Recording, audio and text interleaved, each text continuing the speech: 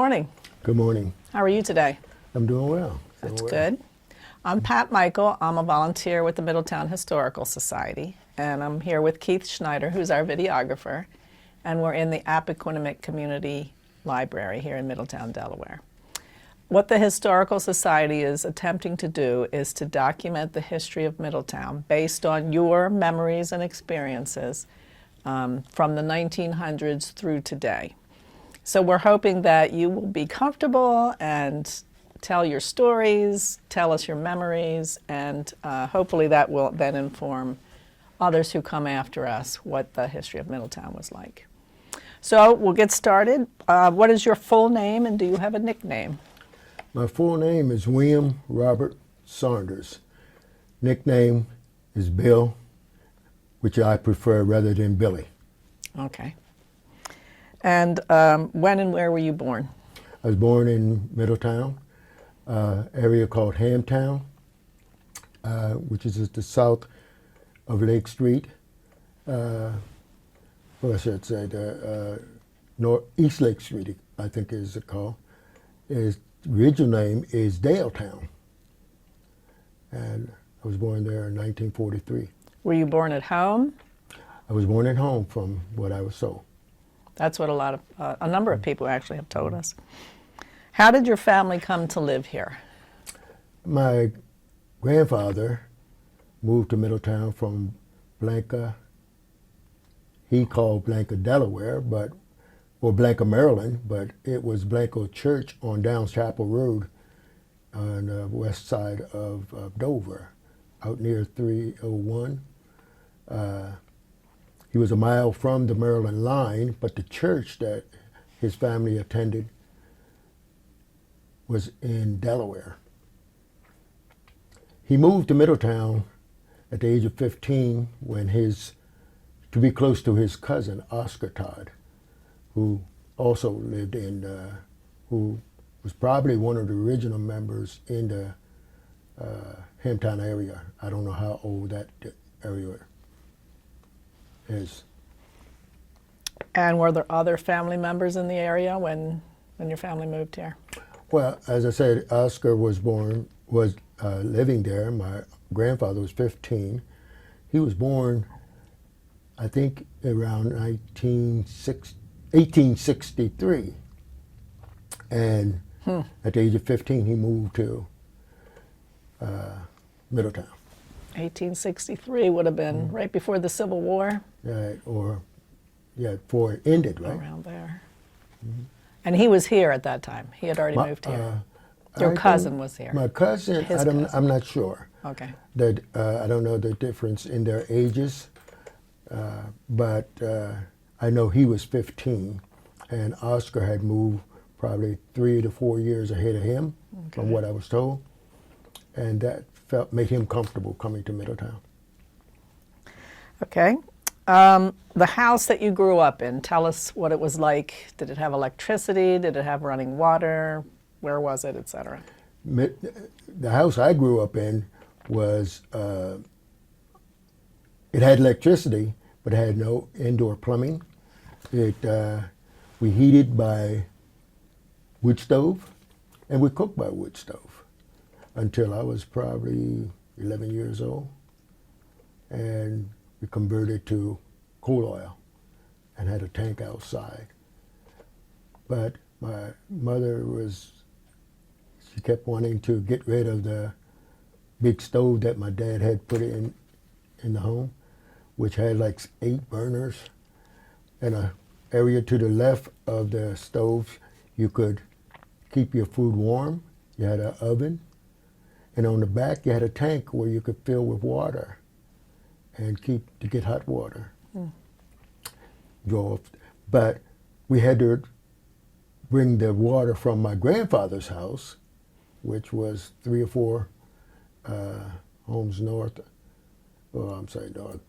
south of us, going toward the Lois R. Redding School, or at that time it was PS 120C. And our boys had to take turns with the wagon to bring the water down. We didn't go to bed at night unless you filled the water bucket, to have water, fresh water to drink and cook. and wash. We used, as I said, we could draw it off of the back of the stove. What is your earliest childhood memory? Good or bad? My earliest childhood memory would probably be when I started school, or while I was in school, or going to school, which that was your place of recreation and meeting friends.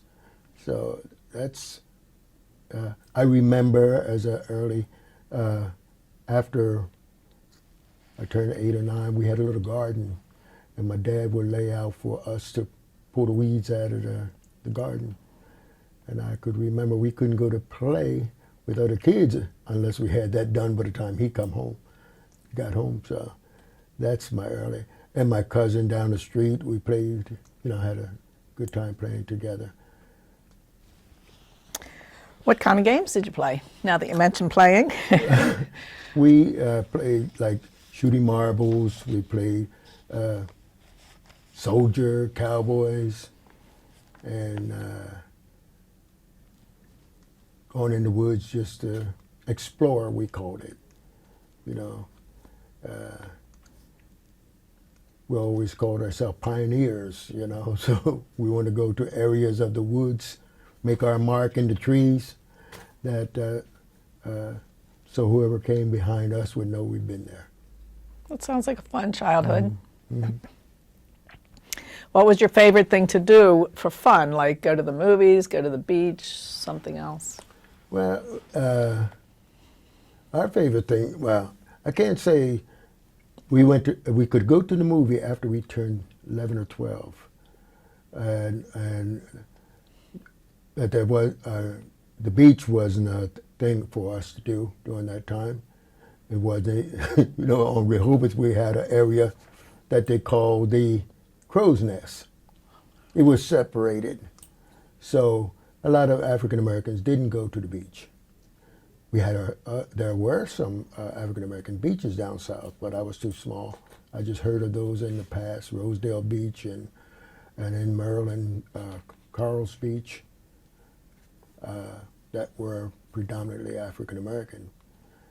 But for my family, the big thing was to go to Summit, which we call the Buck Summit Bridge, where the old drawbridge was on what you call 896 now. Not 896, 71, I think they call it now. To go to my grandmother's house, and they lived right off of the bank of the canal. It was a black community there. My grandfather and his family, his brothers, my uncles, and a couple people. This is on your way to Kirkwood. And then we had, one of my brothers was actually born in Kirkwood. So that's north of the canal then? That's north of the canal, correct. That's north of the canal. But we had a lot of fun going into the mountains, what we call the mountains. It was just the bank of the canal. And by the time we were, in our teens, our uncles were coming home from the war, and prior to them,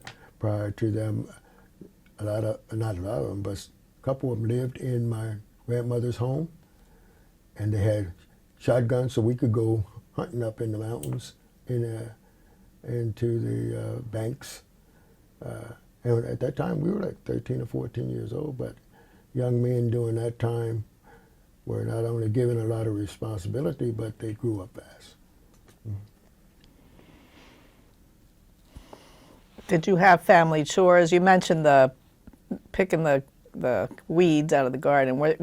Did you have any other family chores, and what were they? Yeah, we in the part of Hamtown where we live, and I don't know if I mentioned Daletown. I might use that back and forth, Daletown, Hamtown.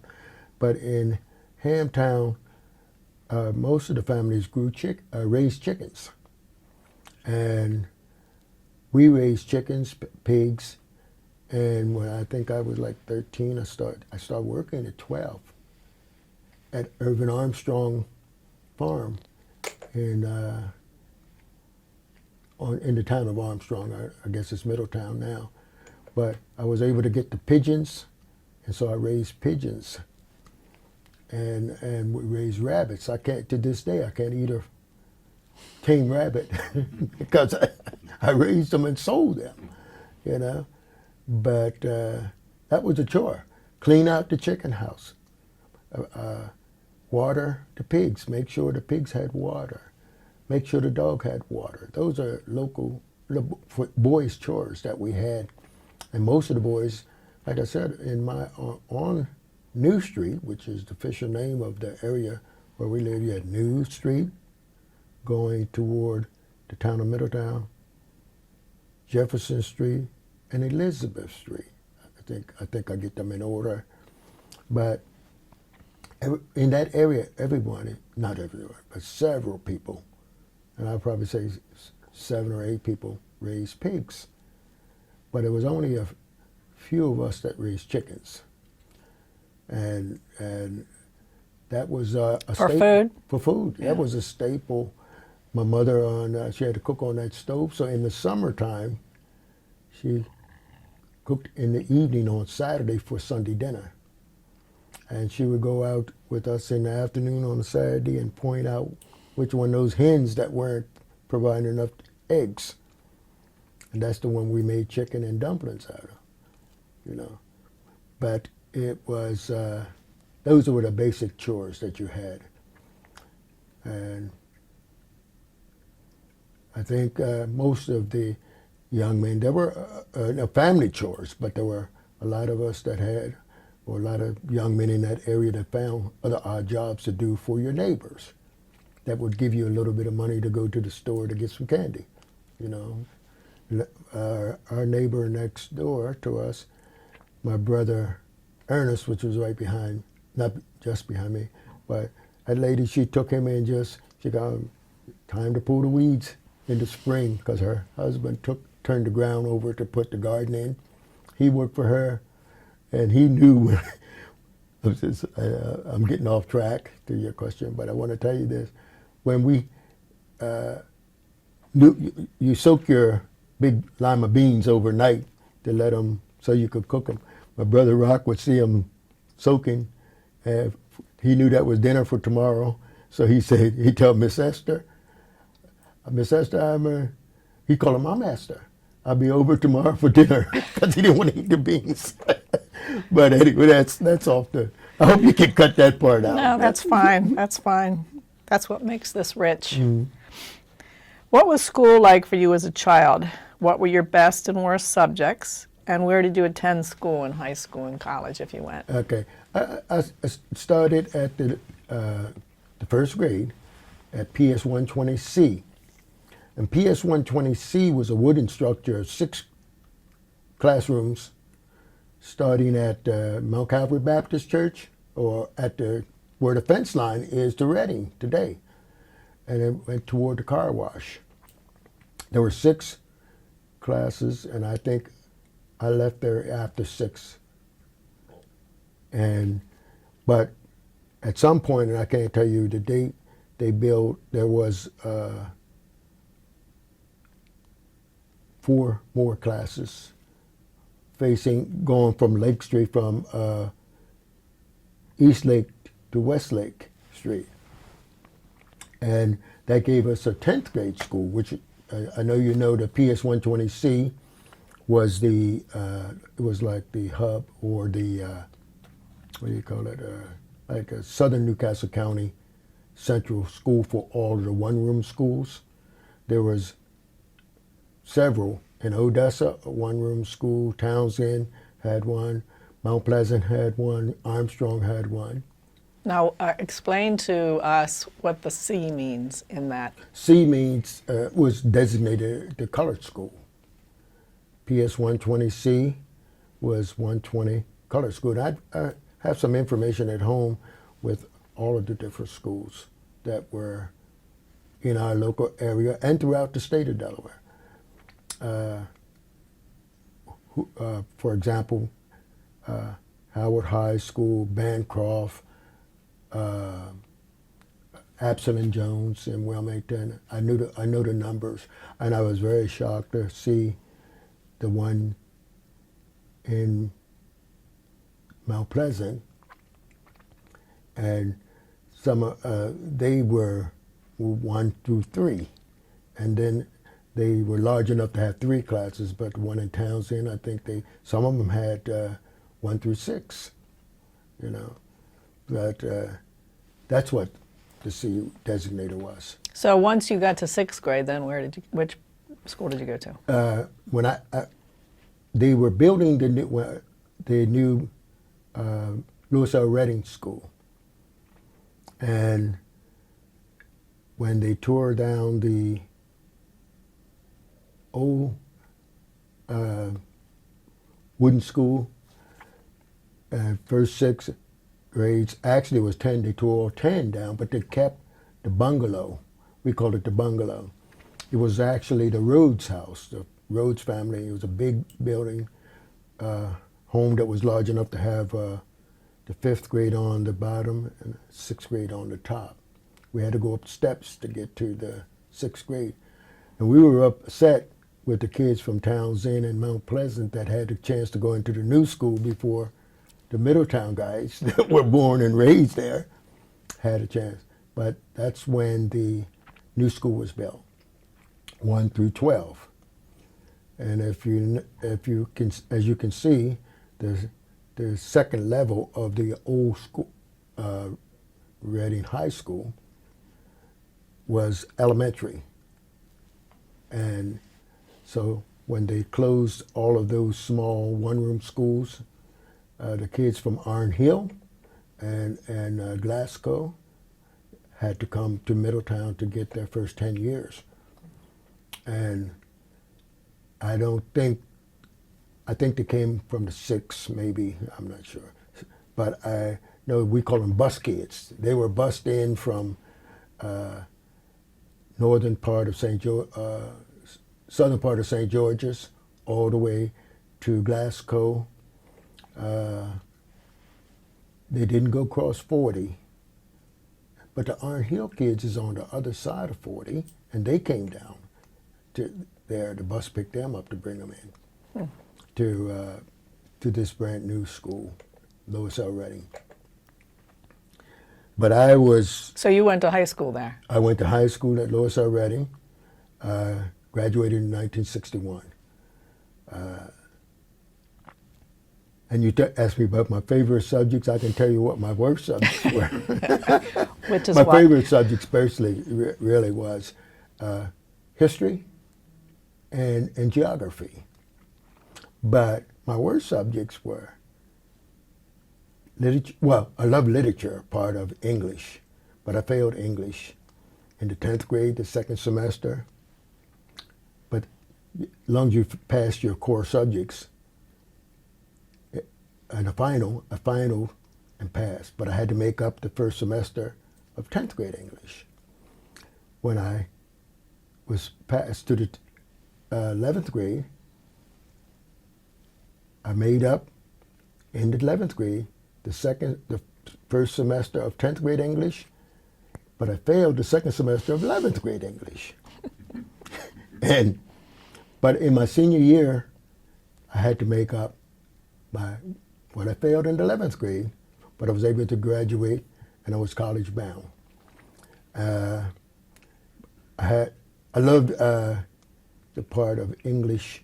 I hated diagramming sentences and all the grammar part of it, but I did love literature, English literature, and I still have some poems that I can recite after this many years. I may not get it all in each verse correct, but I remember I was telling some of my buddies about the poem by Rudyard Kipling, and I still have that on my wall at my home. Which one?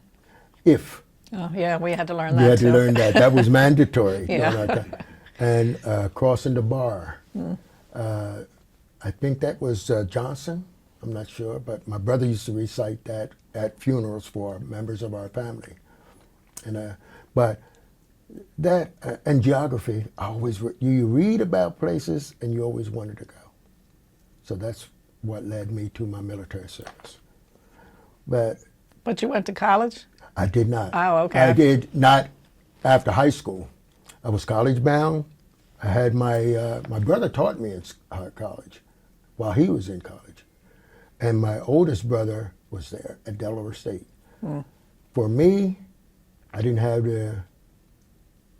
after all those failures, I didn't have the confidence that I could go. But my brother said, you have to go, you got to go. So my mother and the family sent the money for the meal plan, because that's what I think was the first thing. I had already had my acceptance because the state of Delaware during that time, I played 4 sports. And the athletes could get some kind of little money from the athletic department at Delaware State. And then you had to maintain, like my brother was a physical education major. He graduated from Del State. And he went there on a track and baseball scholarship. He ran track, he played baseball, then he drifted away from baseball, but he maintained his track scholarship all the way through. And with the help of the family, he was able to finish. My oldest brother was a barber. When he went down, he didn't have any scholarships, but he could cut hair with my dad, and he had to, my dad taught almost everyone how to cut hair.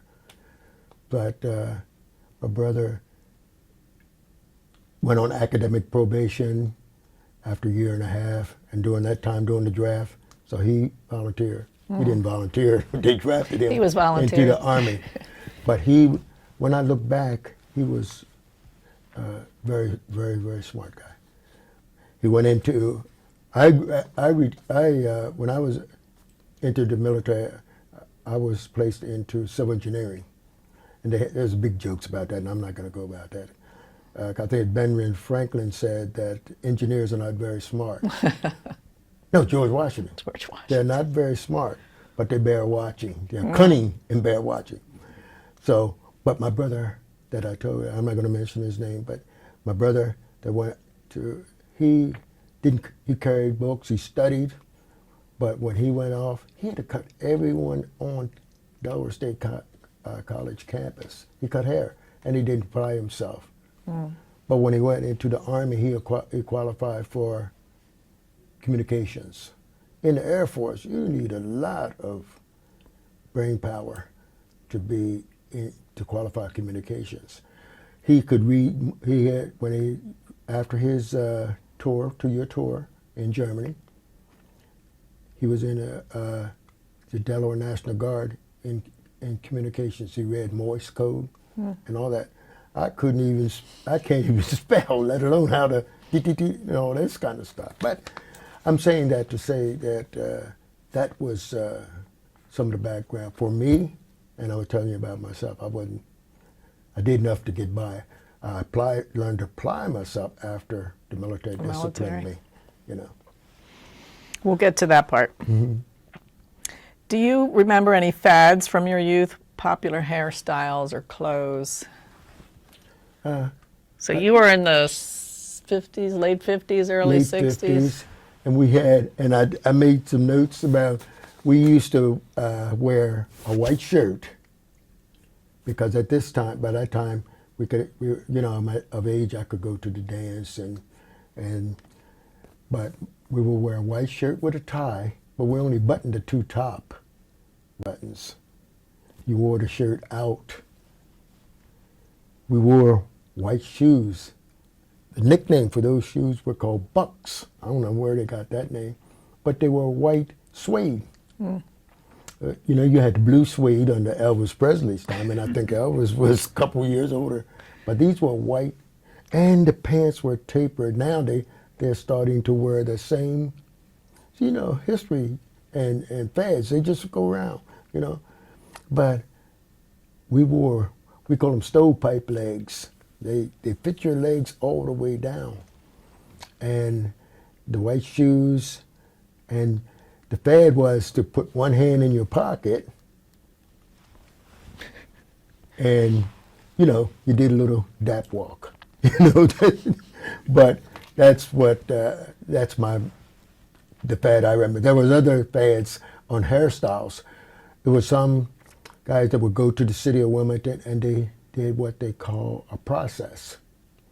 They would have their hair straightened like you saw James Brown when he was young, but there was also a fad, a hairstyle I couldn't wear because you can see I'm bald and my dad family bald right in here, but they outline, and that's back now. You outline your hair all the way around, you know, but those are the ones that I can remember. I didn't participate in maybe the dress fads, but in the hairstyles, you know, my dad cut when he thought you needed it. You know, you didn't go in there, asked him, were you paid after you started to work, you know. Yeah. What were your favorite songs and music? Oh, man. When you were growing up? You know, I didn't, when I say favorite songs, I remember we used to go, when I was a teenager, we went to see like James Brown, Fast Domino. We used to go to a place down in Chestertown called the Charlie Graves place. It was a disco place for young people and older people, but you had to be 16 to go in. And I saw Fast Domino so many times that, you know, you had to pay. And I told the guys, you know, if you know any of his songs, he have you running, walking, and sleeping. So I said, he gonna have to pay me $5 to go to see him again. But Jerry Butler, Etta James, which was the wow, yeah, all of those we were able to see because they came down from New York. They bypassed Wilmington and Philadelphia on 301, going to D.C. and Baltimore. They called that at the time the Chitlin Circuit. And all the famous, I would say, we didn't call it rhythm and blues then. I don't know what they called it. It was just, you know, the black music artists. That's what they did. I'm impressed that you saw Etta James. Yeah. I mean, more than once. Wow. Yes, more than once. Do you have any of her records? No. Oh. When I went into the service, I went into jazz. I have some old jazz records at home. But I didn't buy records. We would go to, on Lake Street, we had a teenage place, and you could put in and I don't know if Tham or somebody told you about the shop, and you put your nickel in the jukebox. And was it called a piccolo? Piccolo, yeah, jukebox or piccolo, yeah. Now, older than me, I think they called it a piccolo. We called it a jukebox, but yes. Not much older than you. Mm-hmm. Did you have any, excuse me, pets? And if so, what kind and what were their names? You had mentioned rabbits. Oh, we had a dog, Bruce, and we had a cat named Bobby. But we allowed the cat into the house. That kept the mice away, you know, but we didn't. Bruce was given to us by one of my cousins.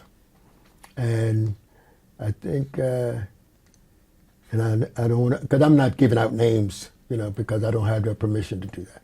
But one of my cousins, he was driving from Summit and up around Mount Pleasant. He found this little dog on the side of the road.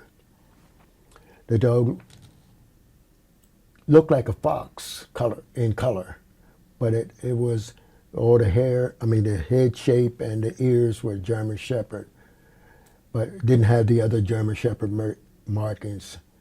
It was, you know, he was almost the color of that wall. And that was our favorite pet. We did, when I left to go into service, and I asked my brothers what happened. They said one day he just took off. We kept him chained to a box. He didn't come into the house except we had big snowstorms. My dad would bring him in, and when my mother said, "Okay, Leon, Snow's gone. It's time for him to go, you know. She didn't want him in the house. But he was a very protective dog. And make a long, not long, my daughter gets on me by saying make a long story short. But to tell you, you had to watch your oil drums, you know. Somebody might come and take a gallon of you, you know. But Bruce could reach that oil drum. That was our security system during that time. And for our chickens and everything that we had in the backyard, people didn't, you could ask a person for something and they would give it to you. So we didn't have it. But you hear about this happen on like Mount Pleasant, somebody come and take somebody's pig or something like that. But we didn't have that in the Hamtown area where I live. But Dad put up a sign, he who is found in my yard when the lights go out. No, when the lights go out will be found when the lights come on or something like that. You know, he just let you stay out of my yard. We didn't, in the nighttime, you didn't go around, you know. And tell you the truth, when I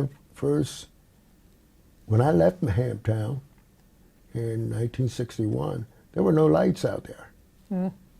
There were no lights in Hamtown. The last light, they had finally put one on the corner by the Baptist church, which was, my grandfather's home was right across from the Baptist church.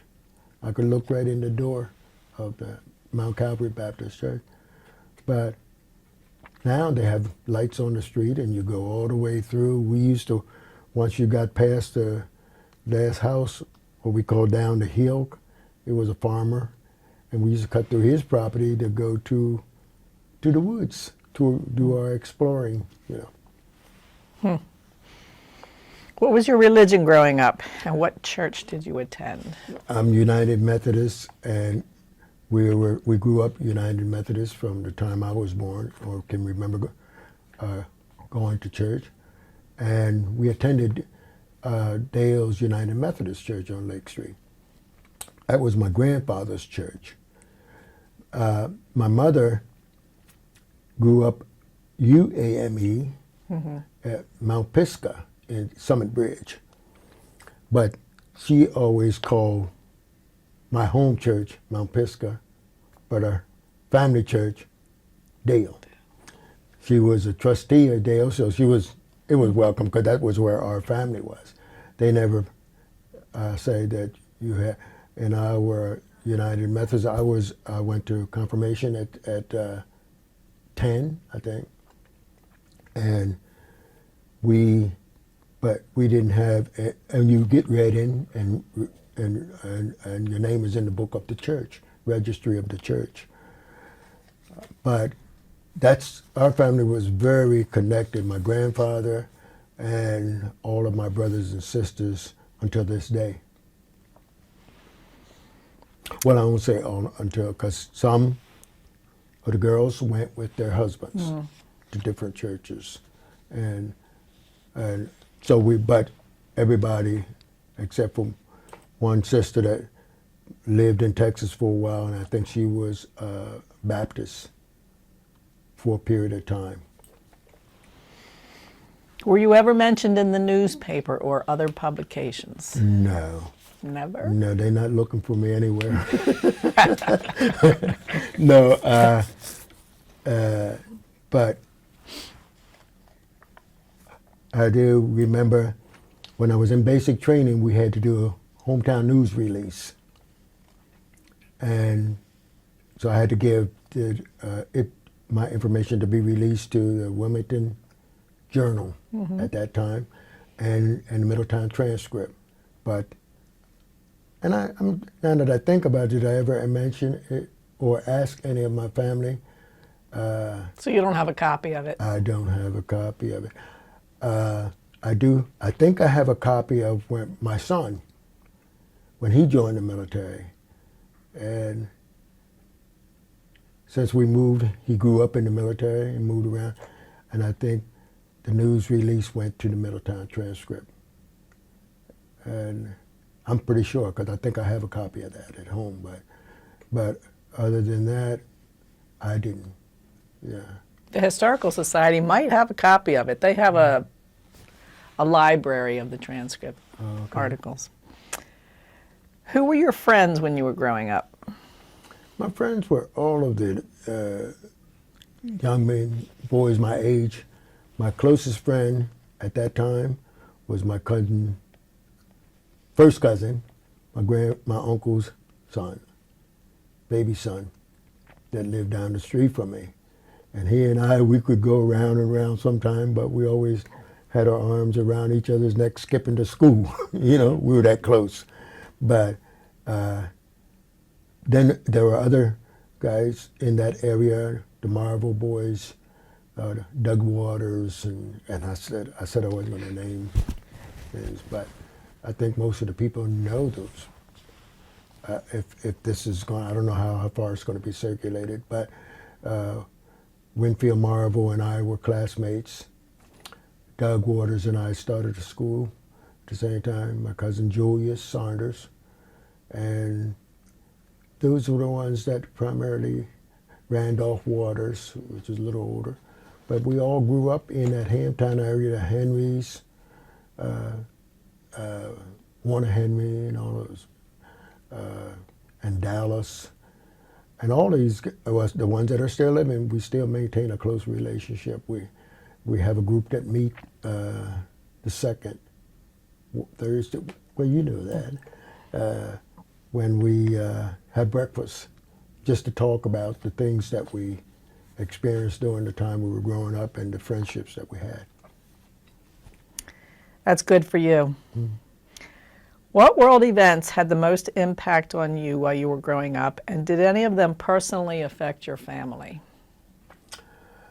I thought about that when I read one of the questions that may be asked, and I think the most world event that bothered me was when or not bothered me, but affected me, was when I read, or it was explained to us in school, why we were doing those atomic bomb drills. And it was explained to us how many people were killed during that time by one bomb. That affected me.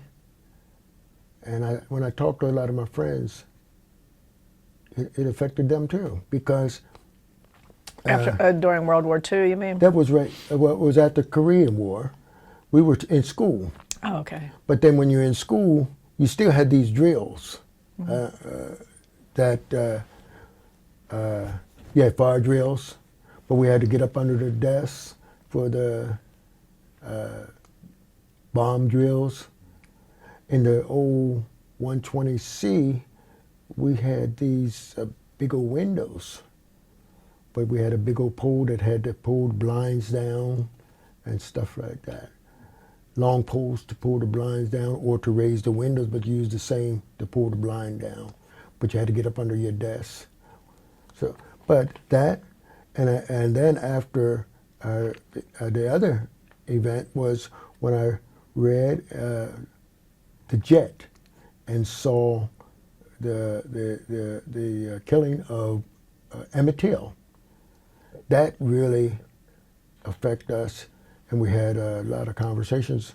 By that time, I think my brother was in school, and either in college or in high school, and we were discussing it around the house, and then we get lectures, just like we do now.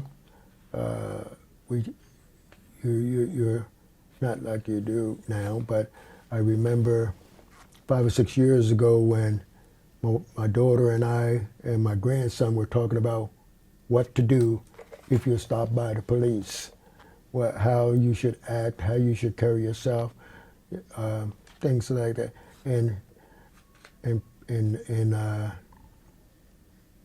with people who are in authority. So those are the two things that affected me more than anything, I think. Okay. How were holidays, birthdays, Christmas, Easter, whatever you celebrated in your family, how did you celebrate them, and were there family traditions around those? We celebrated,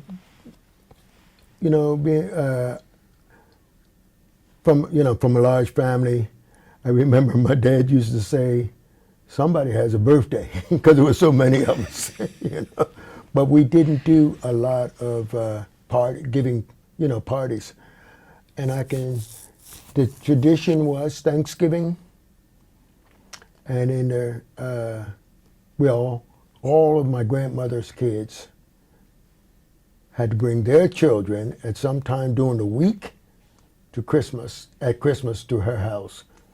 And she had special Christmas presents. And the special Christmas present for us and my cousins that lived in Odessa, she would have two sugar-coated donuts and homemade root beer. That was our Christmas present, But then we had a big dinner, because and my uncle used to tease us. He said, Edna, which my mother, I didn't tell you the names of my mother and father, said Edna would come when everybody was supposed to bring potluck. Edna would come with a little pan, and when she leave, every time we would be trying to pack, save that for Edna. My grandmother took care of us, 13 of us, I won't say all at the same time. We were at home all at the same time. But she took care of making sure that my mother. So the tradition with holidays, how we didn't look at special holidays. Easter, yes. Easter, we all had to learn through the church. We had to learn what we call an Easter piece or a recital. Children's Day was at the church. Everything during my time and growing up was centered around the church, because that was the only outlet that we had, or activity that we could say that we could participate in freely. And so we went to church, and if you went to the dance when you were 11 or 12, 12 years old was when I could first go. At 12 years old, I could go to the movie. I had a certain time I had to be home. I had to be out of uptown, what they call. And my mother said, when that movie lets out, you come straight home. You don't stop on Was that a family requirement, or was it a town requirement? It was a town requirement, but it was not overtly spoken. But you knew, you were told through other grapevines, So you went straight from the theater. You walked over to Anderson Street, you might go straight down Anderson Street, or you walk all the way down the lake and then straight down. We try to go down the lake, but if you stop at the shop, which was the little place that young people could dance, then you had to be into the house the time our mother told us. So no, our traditions were just like almost everyone else who did it, but like Easter, Thanksgiving, Christmas, those are special times, special family time. Okay. How is the world different today from what it was like when you were a child?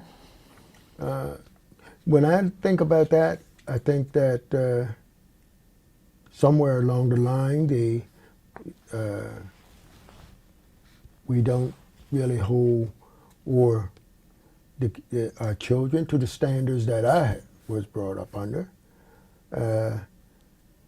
We allow them to tell us what they want to do. We also give them more than requiring them to earn it. I know when my grandson was thinking about a phone, and I didn't realize that, and that they were given they get phones and things at the age of 9 or 10 when they go to school, but they are so savvy on these electronic devices. I was surprised I had to go down to one of my grandkids out of state, and because the parents were traveling, so they asked me to stay with them for that week. Taking them to kindergarten, I didn't know how to check them in because it was on the computer, you know.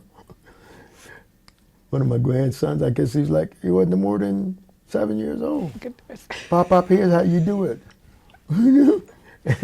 But I'm saying that basically my thought, and this is just my personal opinion, is that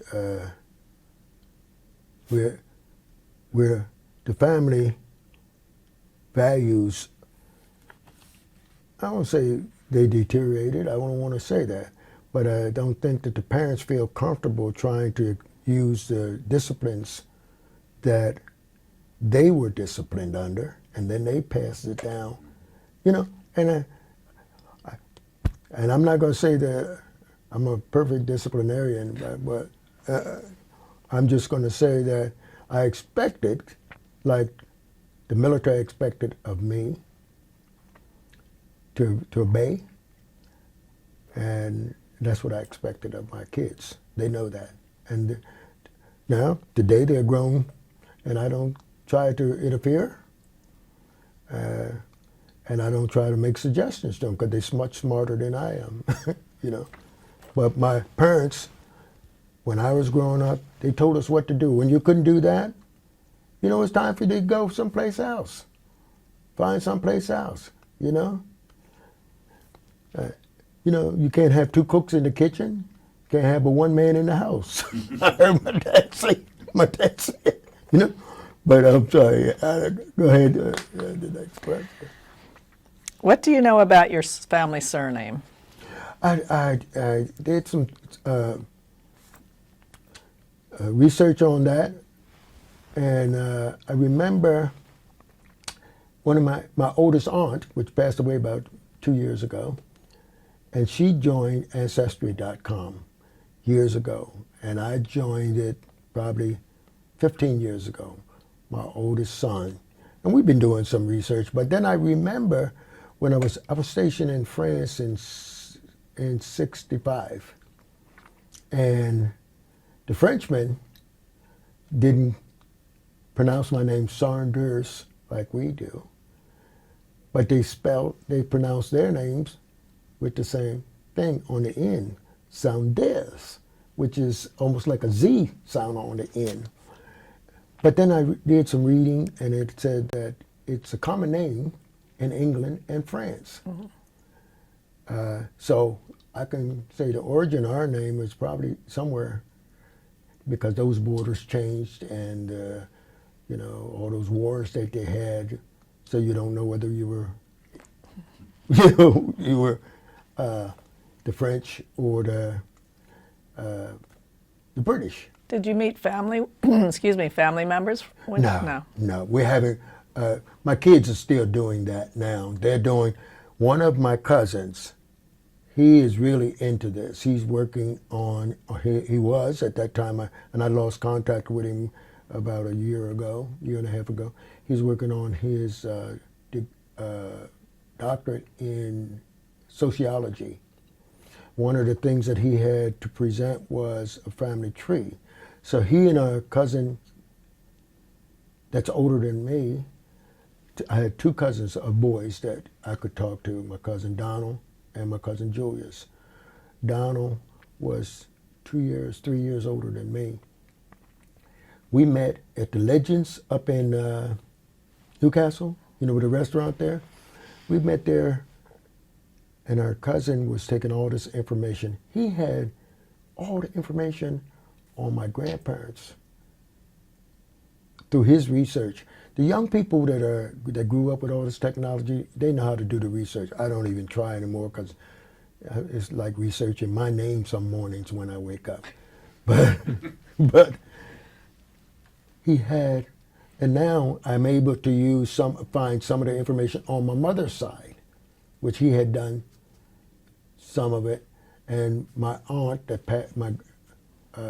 aunt that passed away, we knew some names, and then I have a 86-year-old aunt, which is my mother's baby sister, And she said, I don't remember much of this because she was, I don't know how many years younger than my mother, you know? And she said, they didn't talk to me about that kind of stuff, but I was able to find some of the, well, I haven't, be honest with you, the real research. A lot of the information I have about the Middletown and Hamptown area is the history. I used to love to talk to the older people. And it's a lady that I used to talk to. She's passed away now. And she would talk to me and tell me stories about my dad, because they grew up together. And her husband, and all of them, even some of them were my school teachers who were close friends of my dad. You know, a lot of the teachers during that time came right from this local area that taught us. Is there a naming tradition in your family, such as always giving the firstborn son the name of the same name as the paternal grandfather? Yes, well, I saw that, and I started thinking about my mother had, I guess she had the right to name all of the boys. The boys, my oldest brother was named, his first name was my grandfather's middle name. And his first name, initially, his first name, he had his, when he turned 16, he got permission to change his name because his first name was Spencer Thomas, and he had it reversed to Thomas Spencer because I guess, I don't know, he was 16 or 17, he wanted it my grandfather's name. Now, when my second oldest brother, he's named the junior. I'm the third boy. And I didn't know who I was named after. I thought I was named after one of my uncles, which, like all the rest of my brothers below me, were named after my brother. Ernest, Clarence, James. All of those were named after my grandmother's brothers or cousins or something, you know. And I was in charge of the Dale Cemetery, and I saw this stone that said William and Agnes Cale. I mean, Cale, yeah. Or no, I'm sorry, Davis, because they're on there. But when I looked at it, I asked my aunt who was living. I said, "Who's that?" She said, "That's your great grandparents." Mm-hmm. Now, for all these years, I was 47 or 48. I said, "Mom didn't think much of me." James is named after her baby brother, James. Clarence is named after my uncle, Elwood. Clarence Elwood. Rock, we call him Rock. His name was Ernest. That was my mother's brother. And then there's Lou. So Lou was named after my dad's classmate when they were in college. And he was the first principal of the William Henry High School when it was built. So Dad and he were very close. He used to teach out here at 120C. But I said, man, they didn't think much of me because there was one other uncle named Wilbert. But my name is William. So it was another Aunt Catherine, my Uncle Wilbert's wife. She named Wilbert, her nephew used the name Wilbert. So I never knew. I just know he and we used to joke about it because I didn't like him because he told my name, you know. But when I found out that I said I was 47 or 48 years old when I realized I'm named after my grandmother's father. And that meant... That's an honor. That's an honor. That was so much, it meant so much to me. And I tell everybody that, and I say, but answer to your question, the girls are named on my dad's side. So I don't know if that was agreement that they had, you know. So, but that was we didn't have any. I guess it is also almost answers your question. Oh, it does. Considering that we're celebrating the 250th anniversary of our country this year, what stories have come down to you about your parents, grandparents, or more distant relatives? That's why I was asking you earlier. You know, you've gone back from this discussion back to the 1863. Do you have any information from any members of your family earlier than that? No. No. And as I mentioned, my grandfather, he came up from Blanca. I've been able to not research, but I've actually, me and my brother, oldest brother, we walked through the cemetery there to see if we could find Saunders names. There was no Saunders names, and some of those markings were way. Well, if he's from Blanco, it Blanco. might be there. Well, that's what we did. Oh, that's where you went. See, but there's a community in there. It's an African American community there, but the church is down. When you go to the end of Downs Chapel Road, there's the state line, Maryland state line, within not even a mile, maybe half a mile. But the farm, Grandpa always told us he's born on Jones Farm in Blanco, Delaware, Maryland. But then we found out that Blanco is a church. That community down there is called Blanco, where predominantly African Americans live, but there's a lot of today, it's a lot of properties that are mixed between African American and white-owned properties. So, and you have to remember, he didn't read or write. So he was, and at the time when we had to get this information, from what I was told by my older sisters and my dad, didn't talk about it too much. But I do remember 1950, he passed away in 1956. And at that time, I was 15 or 16 years old. But they had to take him, at that time they called it a welfare home. Now I think they call it the chronic ill. In Smyrna. In Smyrna. But they were trying to maintain get all of that documents, and that's when I kind of overheard it through my sisters and the ones that were trying to take care of him, how it, you know, and they were trying to ask him questions, and because he, and when you talk about your best friend, that was my best friend, my grandfather, because.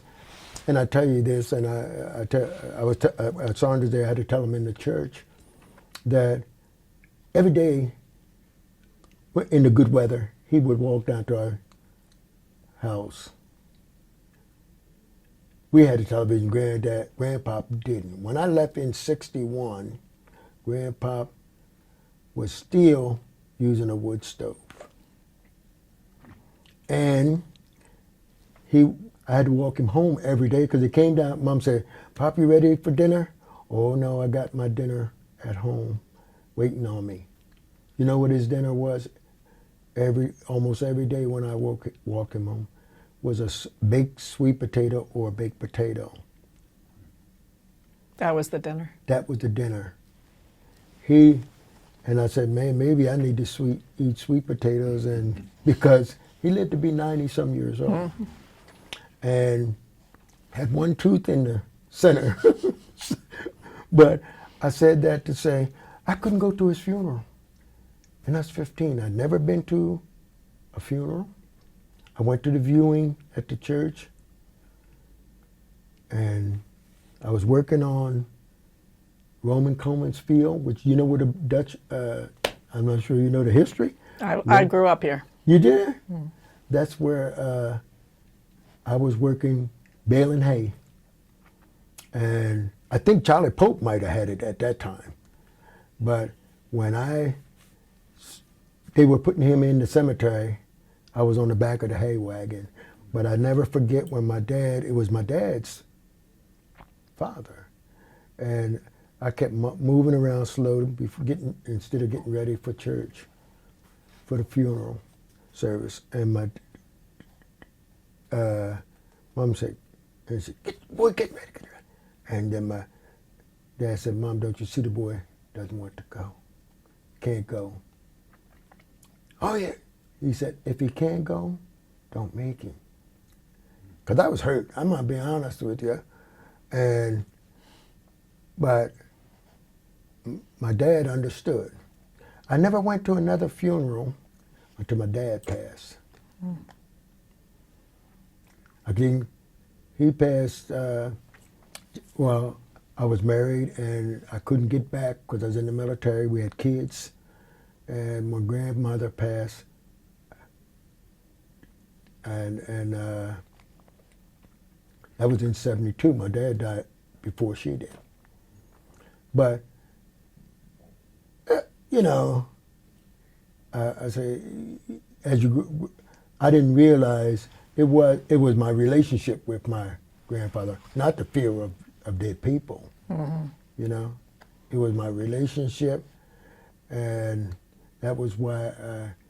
And I got a stack of obituaries, and I don't miss funerals. I got to miss one this coming week of one of my members of the MOT choir. On the 17th, they'll have his funeral at Dale, but I can't be there. I'm on my way to Florida. But I said that to say that when you ask your best friend, I didn't look forward to it. Be honest with you, because I said they could have swapped one of my other brothers, but I was the older of the 5 that were remaining at home during that time. There was only 5 boys at home at that time when I was in my teens. But my grandfather walked with a cane, but he had the strength to bend down and pick up cigarette butts and he smoked a pipe and put them in this pouch that he carried. And so when I come home from school, or he would be out in front of his house because everybody had to go past his house going down the street. And my dad said, son, go up to, you remember Riggins? Mm-hmm. Go up to Riggins and get Pop a tin of tobacco. He's up there picking up doggone cigarette butts again. But he walk out in the yard and we laughed, me and my brothers laughed. Grandpa's vision's not that good, but the chickens we kept them in the chicken yard, but they had to run of the yard too sometimes. They get out and say, Grandpa out there picking up everything. He don't know what he's picking up. The chickens and him fighting over. He might be smoking chicken stuff, you know what I mean? Are there any stories about famous or infamous relatives in your family? Yes. Well, when I say famous and infamous, I have to, because I'm always patting my brother Clarence on the back. Clarence was in the first 5 to integrate Middletown High School. He also led the state in scoring. Football? In football. He was 2nd or 3rd in the sprinting, in the track. He was an outstanding baseball. He played baseball for Middletown High as well. And he and Mary Branner, I think were in the, Branner might have been one class ahead of, I think they were in the same class. But Clarence is now in the African American Sports Hall of Fame for Delaware. And, but he was, when I was stationed in, I think in Germany, Clarence was stationed in the Pacific. He replaced me in Vietnam, and then he went to Korea. He made the all-Korean baseball team to come back, and he was playing baseball in a tournament at McGuire in New Jersey. But that's the athlete that he was. So he was a famous one. He was the famous one, and we all talk about that. Who was the best athlete in the family and all that, and my daughter and I, she was wanted to remind me of how many 3-pointers she made when she was at Caesar Rodney, and my brother Lou, he played for Middletown High. My brother Rock was All-State for Middletown High. So our family, and I'm not gonna, because I have long arms and I don't want to do that, pat myself on the back. But I did tell you at Reading, I played 4 sports: football, basketball, baseball, and ran track. I captained 4 of those sports, 3 of those sports, because the track team didn't have a captain. But I captained the baseball team, the football team, and the basketball team, even the little short guy. But Howard Smith, one of my closest friends after we grew up in high school, he was All-State for Reading. And Bob Collins and all those guys that are, Smitty just passed away. Winfred Backus, 2-time All-Stater from the Reading. It's a lot of, I'm talking about family members. Yeah. Of family members. Okay. Smitty wasn't a family I know you member. were famous. Your family was famous. They're famous for athletics. That's what I tease everybody, not tease, but that's what they tease. But it's a lot of brain power in that group too, Are there any special heirlooms, photos, Bibles, or other memorabilia that have been passed down in your family? No, our family Bible, I don't know what happened to it. I do know that I do have a couple pictures of one. Our family was so large, and it goes back to when I was young, and my sister and all the girls, they took them separate. The boys and a couple of the girls, because it was, like I said, it was 13. But I look at myself in that picture, I was probably in the 1st or 2nd grade. And and I'm gonna tell you this, one of the photographs, when I showed it to my grandkids when they were little, they said, Pop, was that back in slavery time? We looked like a bowl of yak, I'm telling you. You had the hand-me-downs. Not quite. Well, they were little. They were too little, but they thought you were old. Yeah. But my grandfather, I got a picture of him, and my great-grandfather. He was shooting. You have a picture of him? I think I have it on my phone. Turkey, they were doing, my aunt that I told you, that's still my aunt that's still living, she said, I remember, I got a picture of her when she was 13 or 14. And they lived up at Summit Bridge, and she was looking out the window. My grandfather was standing outside, but not looking out the window, but they had what they call the pantry. Mm-hmm. It wasn't heated because my grandmother and them, that's where they kept all of the preserves, and of course they had the basement too. But yes, she showed me that her grandfather he was there shooting. She said, I remember as a kid, all the men from Mount Pleasant and Armstrong, they would come and they would have a turkey shoot. They call it a turkey shoot, but they had targets, and they did pitching horseshoes. That was the big sport growing up. Not sport but recreation.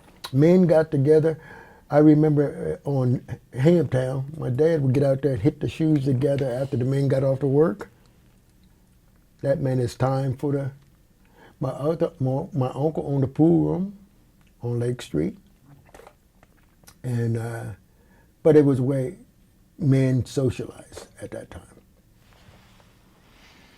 What was the full name of your spouse? Her full name is May Eddy, Eddy, Anderson, Adson, Abenhuus, Abenhuus. Wow. That's a lot of names. That's a lot of names. How'd that happen?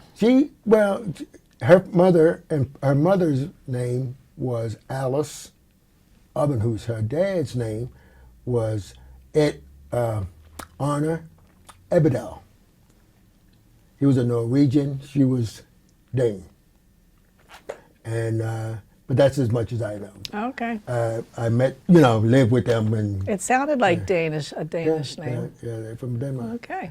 And but we met, and I think that's one of the questions. May and I met. I got to Germany in 1962, February 1962. I met a buddy of mine from Wilmington, and he said, and I don't know, was a holiday coming up or something. He said, "Man, I'm going to Denmark this weekend. You could get on the train and go up." We went to Denmark. During that time, it was the disco era.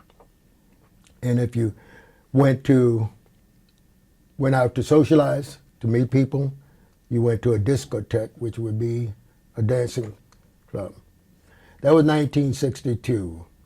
Back and forth, too many trips to Denmark. We got married in 1964. We've been married for 62 years. Wow. That's impressive. We have 3 kids. We've been able to, and we have 2 kids. We have 2 kids, 3 kids. I'm sorry, 3 kids and 5 grandkids. We're going to. We just got notice at Saunders Day, right before Saunders Day, that our oldest grandson, he got married a year and a half ago. Because we had to sit down and do the same thing you're doing now, answer all these questions. We're on our 80th birthday. And, but my oldest grandson, he and his wife were expecting. They had notified us but they told, we can't, because she was going through complications. So they told us to hold it down until they officially release it. And so we have 1 great-grand, and we have 5 grandkids. Okay. So we're expecting our 2nd great-grand, and the wedding that we're going to now is my daughter's husband's son, and they live in Miami.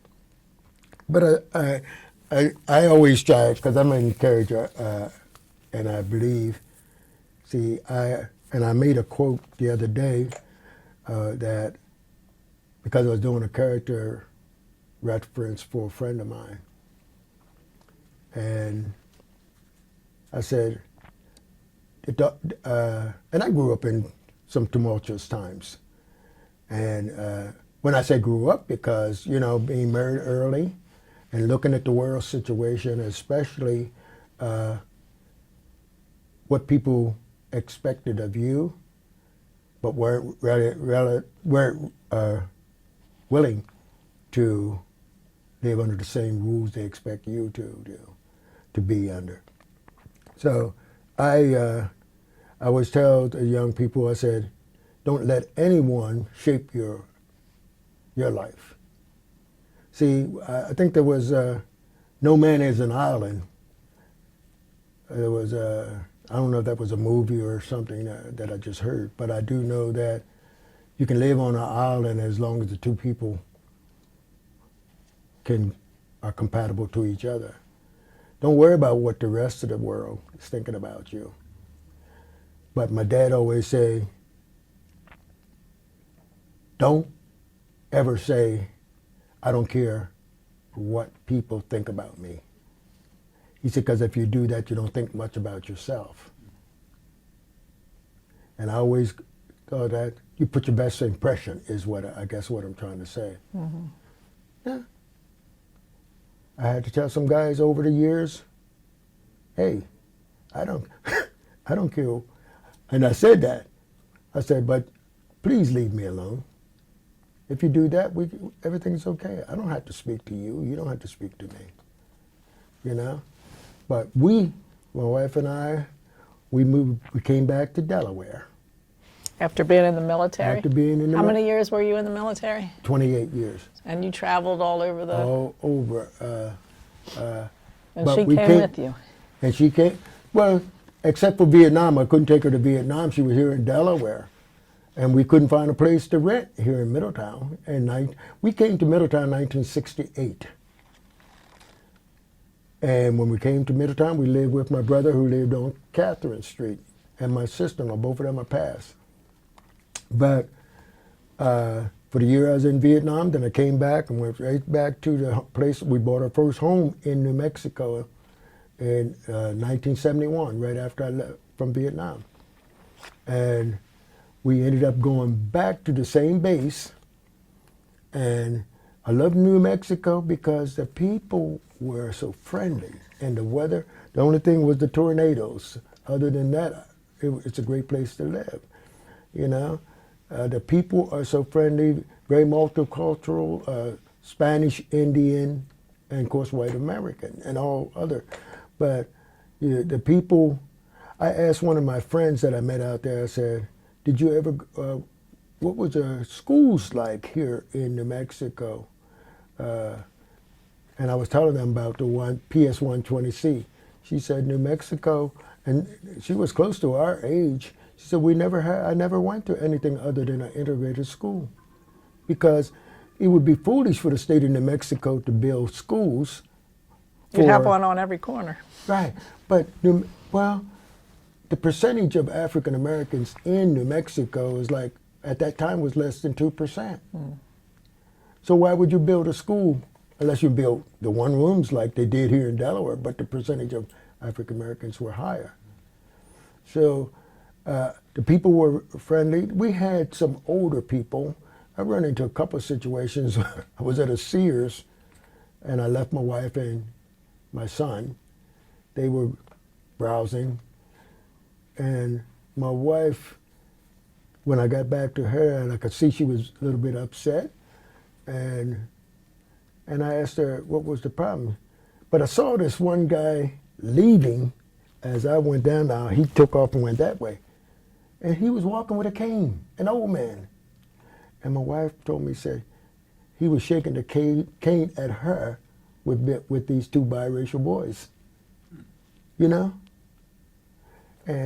But we always came, we always, her and I, we believe that, you know, you leave us alone, we'll be okay. All I just don't want you to be a barrier to me being able to work, provide for my family. That's the main thing. But we, the military, and the people and the places where I was stationed in Tampa, Florida for 3 years, California for 3 years, 10 years in Europe, 18 years, I'm sorry, 18 years in Europe, Germany, France, Turkey, England, and Holland. And I found that the majority of the, you know, problems that I think that we encountered were right here. And Florida was, Tampa, Florida was great. I like that, you know, and Clearwater, St. Petersburg. We used to go in and out of there, New Mexico. And be honest with you, didn't encounter hardly any problems within the United States in the country, the states where we were stationed. Some idiots sometimes that we run into in the military, but I made a lot of great friends. I used to, you know, we can stereotype people, and sometimes you say, well, that guy's from the South, I can't trust him, when I was growing up. And I remember one time, it was a guy from Louisiana, and I get running off, but he and I became so close. We had, at that time we were waiting to go into our single or we call them rooms, but they had you in an open bay where you had like 18 guys in a bay. You had a foot locker and a wall locker. But he was telling me that in Louisiana he had never been close to any, didn't go to school, hadn't gone to school with any African Americans until he went into the service.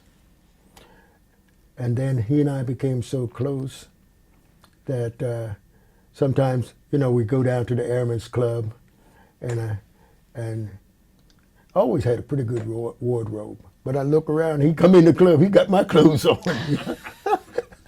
But we never, because I offered it to him, but I never complained about it. But he was great, and I had one buddy from Pittsburgh, Bodner, he was, and he and I, we went to Germany together. Sullenberger, he was from Pennsylvania. Sullenberger spoke fluent German. He ended up marrying the Burgermeister's daughter for a little town close to us. His wife's name was Ushi. When I left to go to Turkey, because I met my wife and then I had to go to Turkey. I was there for 6 months and I come back. That's when I got married, right? So when I came back, Sullenberger had gotten out of the service, and he stayed right there on Ramstein Air Base where he had married Ushi. Until I met him and I said, Sullenberger, I didn't get the chance to give you guys a wedding gift. I brought him a wedding gift. I've been back over there a couple of times. He still works in the post office over in Germany. He's my age now, so he's not working, I'm sure. But when I was there on our 20th anniversary, which would have been 14, I think it was, we went back over. My wife and I went back over, and we hit all the different places where we had lived in 2014. Sullenberger was still there, and he was telling me he was ready to retire.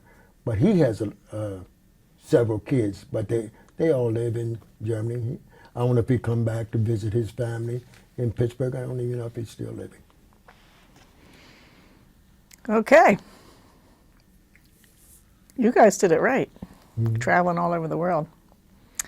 Let's see, you answer a lot of these just in your discussion. Okay, your profession was in the military. Mm-hmm. Did you choose to go in the military, or did they draft you? No, I volunteered. Okay. Because remember I told you my oldest brother was in college, and then he went on academic probation, and they drafted him. But he used to ride home to my mom. I'm sitting on the running board of the Jeep, and I just got my coffee and it's almost frozen. I know he was embellishing it a little bit, but he said, I'm almost, the old cups that they use in your canteen, there's a cup. In your canteen carrier, your pouch. And he said, by the time I got back to the running board with my coffee, it was frozen.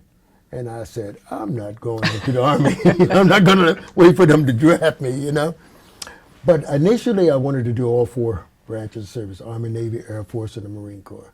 But I didn't make it past the Air Force. But no, I didn't. And I got rambling. I forgot your original question. Did you join up, or did they draft you? No, I volunteered. So what did you do? I started out as a bricklayer in civil engineering. We had civil engineering. Civil engineers were small in Europe because we had so many local nationals that were employed in the early 60s, because remember, that's only 16 years after the war. So in order for still under the Reconstruction, a lot of the trades in civil engineering were done. We supervised and made sure that they actually trained us, to be honest with you, because at the time when I joined, we didn't even have a tech school for bricklayers. heavy equipment operators, grounds maintenance. That's what I started. I stayed there in that AFSC, which was Air Force Specialty Code. I stayed there until I was, I think maybe 10 years in there, and I cross-trained into production control. And that's where, you can't handle all of the work. We have different parts. You have the engineering branch to do all the designs and stuff like that, the planning. And that's what I did, part of the planning. We did local planning for repair. But the engineering department, they did the major construction planning and sent it back to the States or somewhere to be in the design phase. But they were full degree, engineers with degrees. But I think the main thing that I enjoyed about civil engineering was it allows you to be out and active. It didn't. I would say what I did. I put myself into a position where I put myself in, but I got promoted into a position that I felt it was time to leave the heavy equipment. I was able to go to school, take some tests, that to get some credits, and I was able to go to the leadership school. Then my next promotions or promoted me to be considered for the Air Force NCO Academy. And of course, after you finish that, and you get performance reports, and I was able to complete the Senior NCO Academy. These were where I was able to get my transcript updated, because in your performance report it asks you what have you done to improve yourself, your education off duty and on duty. So I could go to the education when I was stationed in Tampa, University of South Florida. Oh, okay. I was stationed in New Mexico. I went to leadership school, but when I went to the NCO Academy, it was in Austin, Texas. The instructors came from the University of Texas. So when the courses that we were taking in psychology, or they weren't trying to give us a degree, but they were trying to give us how to work with people and lead. Mm-hmm. But you get a credit or half a credit or whatever, which goes into your transcript, into your resume, your transcript. So that's where I could go to I have some courses and never sit in the classroom. University of Maryland Global Campus allows us to, and University of Maryland, University of Eastern New Mexico, some credits there. The thing that you are able to do, all of these they go into your military transcript. So when I finished, I was able to go to school here after I retired to take advantage of some of my VA benefits. Did you earn a degree? Pardon? Did you earn a degree? No. I think I'm almost, I forget how many, if I'd gone for half a semester or semester at Del State, like one of my senior enlisted advisor, he was ROTC NCO at one of the major schools here in Delaware. He went full time, but I had a daughter that was graduated from Cedar Rodney, so I went directly to work to make sure. And she left school with, actually graduated with no student debt because we paid for that. And I said, if I'd gone, maybe I could have got. I went to battery plant, and I made good money there. For me, it was good. But it helped me and my wife both to send her to college when she left. And she thanks us to this day and provides for us a lot by saying, Dad, you did enough. So, I thank the Lord for that because I realized in my travels, how do you determine what is important, the degree or what you're able to do to help others? All of that. Mm-hmm. Okay, now the hard questions. How has the recent development in Middletown affected the area, in your estimation? I've been living in Dover for 35 years. So, but I do, my family is here, and and most of the activities I'm involved in here. I think the hardest thing for the local people to adapt to is the traditions that people bring with them from their area.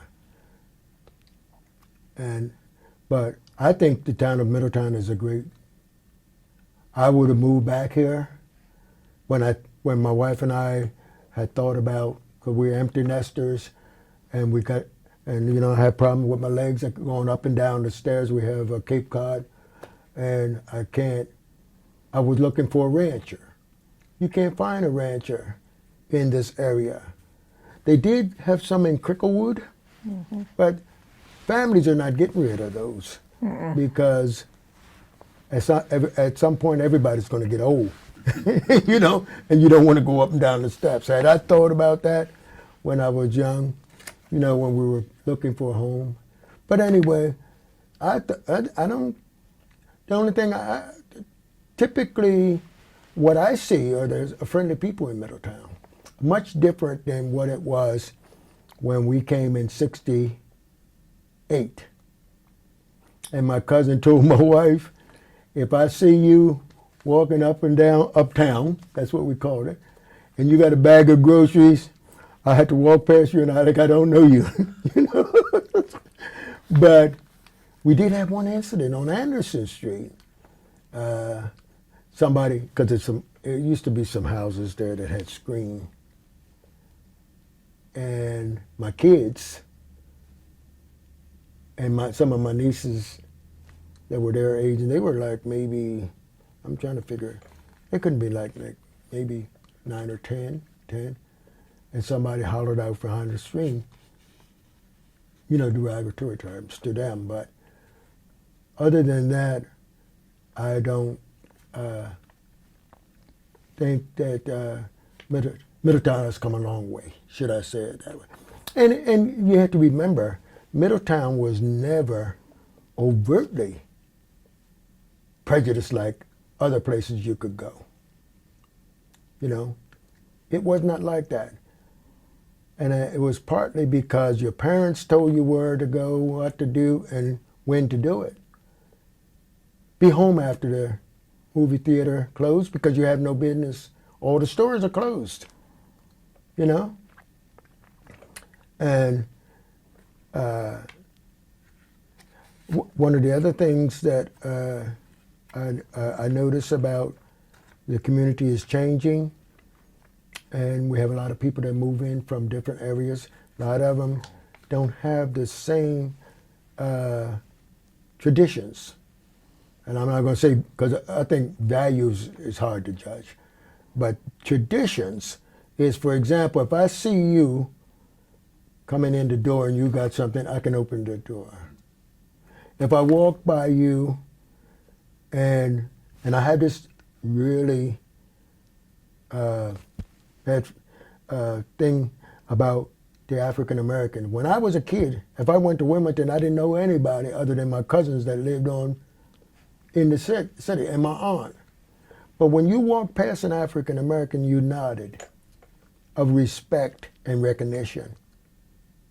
It was that same way in Middletown years ago. People that you knew, you didn't know them You know, we knew the Mr. Biddle and his wife and his daughter. We knew them by sight. When we saw them and they saw you, no matter where and what time. I mean, back in the day, because he was an insurance man. He knew everybody. He went from house to house. And Little League, the kids knew each other through Little League. So I'm saying now you don't see that in Middletown. People, and I'm talking about, I'm mainly speaking of African Americans that have moved into the area. They walk past you like you're a ghost. And I speak to a lot of my friends when we're, but there are some in our group that I meet with that are from out, and they joined that group because they want to know how this town was. And they want to, because they're all retired men, and they moved in from out of state, and they said, man, this is just what I needed, just what I wanted, you know? So, no, the town of Middletown, I don't have any derogatory things to say about it. Well, that's good. Yeah.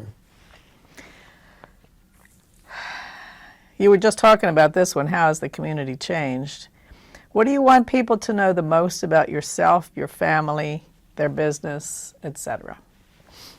Well, the most is that, and as I mentioned at the very beginning, we're a very God-fearing family. We're not perfect. We never have tried to be.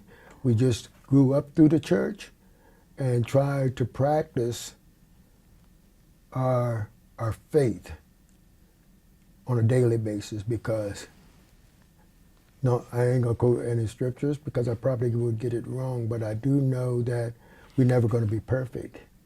There's only one perfect person that God created.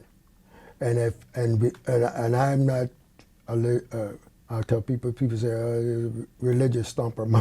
My brother James used to say, well, if you don't want to talk about it, don't just keep on going by me, because that's all I know. You know what I mean? But I'm saying that to say, you know, what I want people to know is that we're very, my dad always said, we grew up poor. We grew up poor. Edna and Leon Saunders had us to remember, you're poor, but you don't have to hold your head down. You look a person in the eye and let them know that you're just as good as they are. And if I started and telling you from, I had one of my most worshipful grandmasters, a good person, that told me this one time, a long time ago. He said, never forget from whence you came. When you do that, you become arrogant, maybe. Don't ever think that you arrived, that you are better than somebody else. So I could go on and tell you what Leon and Edna Saunders started out with. And when I go back to that, then I got to say Harvey and Emma Cale. They were my grandparents. I can't go back like other families in this area and tell you that they related to the, what is it, the DAR? Mm-hmm. You know, I can't do that. That's not our fault. And don't get me, I don't feel, I want to say slighted, I don't feel less than any, because I'm a proud person. And my dad taught us be like that. But if I start citing from, and you look, the race, what the Bible says, the race is not given to the swift, but those who can endure to the end. We've come a long way as a people and as a Saunders family, from a grandfather that couldn't read to several PhDs. And I can tell you just of my own, I got 4 grandkids, right? I said 4. 5 grandkids. 2 are still in the military. 1 is in med school now.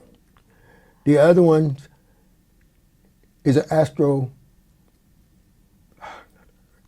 Physicist. No, he has a degree in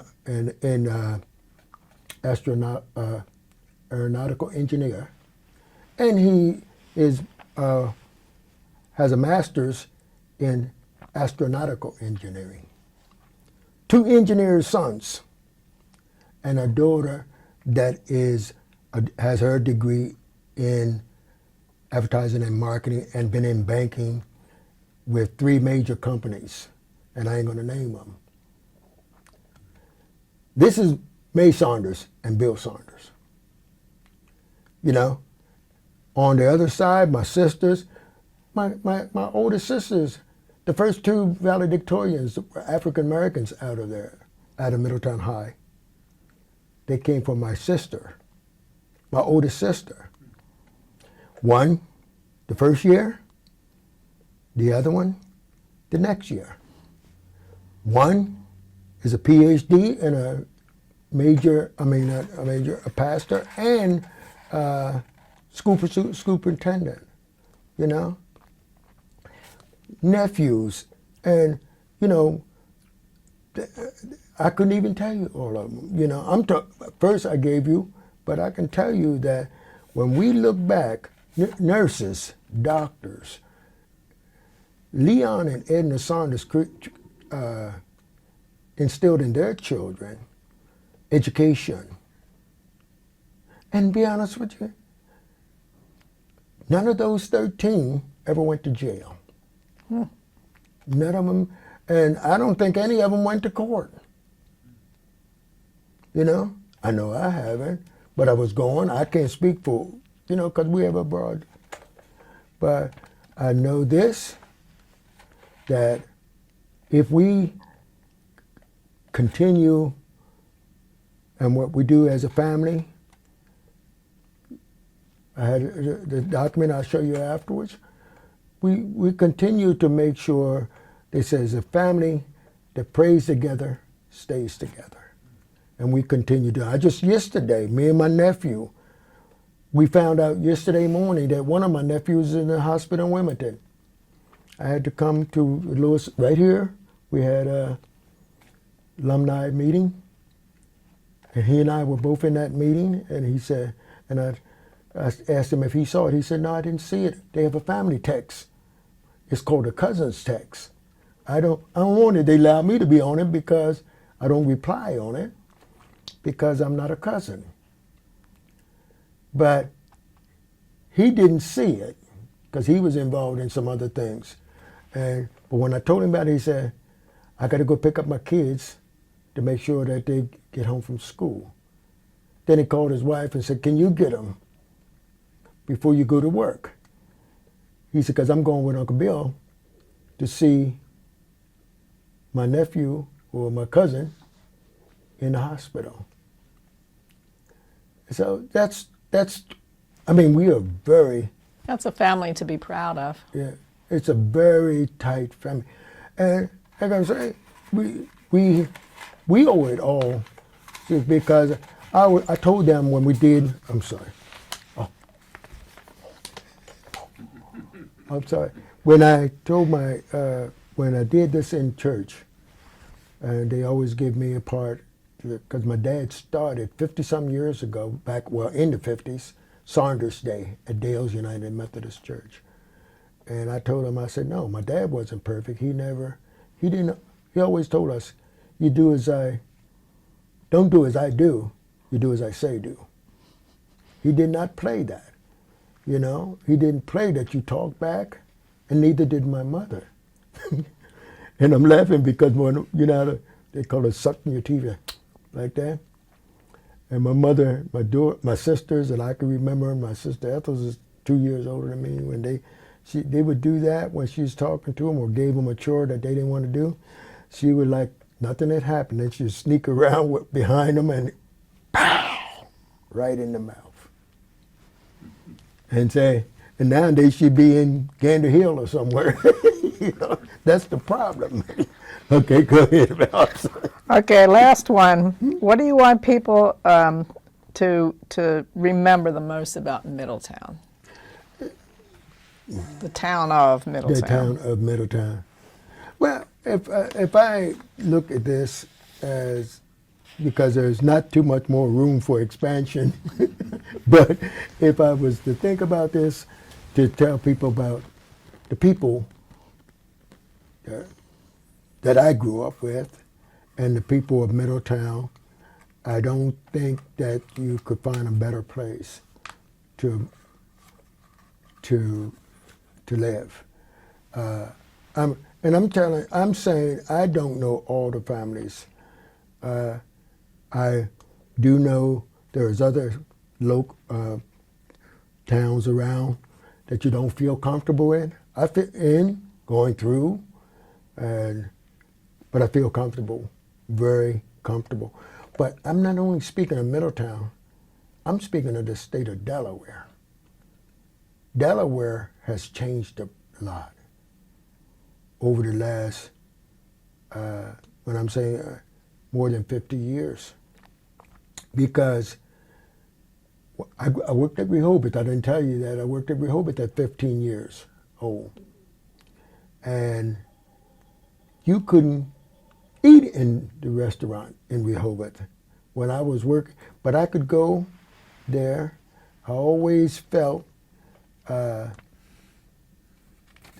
other guys that were working in the kitchen. I worked in the kitchen, and I was supposed to be a dishwasher. But I always changed my clothes because my dad always told us to look present. We had school clothes, and we had Sunday clothes, and we had regular clothes at home. When you come home from school, you got out of your school clothes. You go shoot marbles in your long pants. They may have a hole in their knees from bending, slipping on your knees. But I said that to say, when I used to go to Rehoboth, the guys I worked with, they weren't as concerned about that as I was. So I always put my apron all the way around my neck. They would put it down here. So if you're working, lining up the dishwasher trays to go through the dishwasher, stuff splash on you. During the busy time, especially around 4th of July or in the evening on the weekend, the head maitre d', he would come and say, I need somebody to help bust these tables. And he looked over at me and said, Bill, come on. From then on, that was the other guys, they've been working there 2 years. But he called me because I tried to keep myself neat. Because you can't go out helping the waitresses to looking with splattered food all on you. I took that apron off. I had pants. I didn't, when I went to work the next day, I didn't wear the same thing I wore the day before. Didn't have that much to go down there when I went down to Rehoboth. But I knew we lived in the motel, and I learned how to wash my stuff, because we did these things at home, and you learn, because the thing about it is the outward appearance is not always the best way to judge a person, but you always try to make the best outward appearance. Well, thank you very much, Mr. Saunders. I do appreciate your doing this for us. You have told a lot about the culture and history of our town and our state, and I appreciate your doing this for us. Do you have anything else you want to say? No, You're talked out? no, I think my daughter and everybody gets on me because I believe that, and I think I mentioned that Dr. King said that when you don't talk, you don't know what you have in common. You don't know if you're not talking to each other, you're going to remain with those suspicions. Remain separate. And separate. So I try to make friends. And my wife said, "You speak to everybody." I said, "Sure, that's the way I grew up." You don't have to know a person to speak, but if you want to make a friend, you have to present yourself friendly. And my dad, and I didn't agree with everything he told me to do when I was a kid. I shined shoes in his barber shop, and I don't know if I mentioned that when my brother came home from the service, he and my dad opened a barber shop on Lake Street called Saunders and Sons Barbershop. But the guys come in and, if they start using profanity, my dad said, "Oh, that's my son there." And I swear, my dad loved to do this. I told that in church. But he didn't use profanity. He didn't use profanity. And he always told us that that is, people say you use those words when you can't find an intelligent word to use. But I didn't mention that. He always, how I said, it costs nothing to speak and half as much to have a smile on your face. That's the way he was.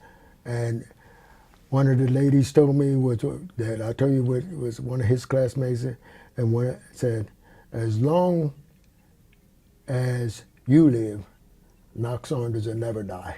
Mm-hmm. That was his nickname. But he wasn't a perfect guy, and I told him that in church. I said, but he was my dad. And that's what I... Well, thank you very much, Thank sir. you. I appreciate it. Mm-hmm.